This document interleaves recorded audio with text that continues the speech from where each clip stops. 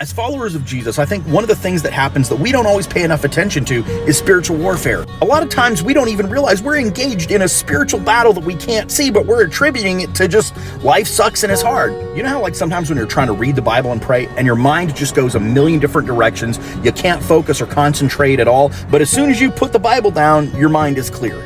Or you might have a fight with your spouse or significant other that's out of nowhere and you don't understand what just happened. In Ephesians 6, it says, "Our fight is not against flesh and blood, but against powers, principalities, and spiritual hosts of wickedness in the heavenly realm."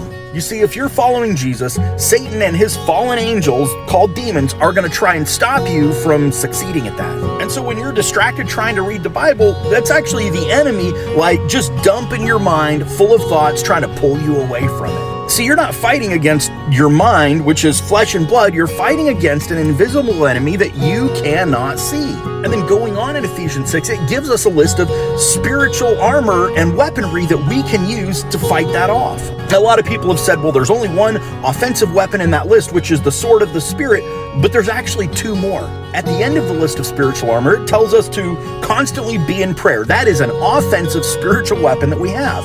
In verse 16, it tells us the most important piece of spiritual armor we have is the shield of faith, which is used for defense and offense. Sometimes we need to rethink what's going on and we need to fight spiritually.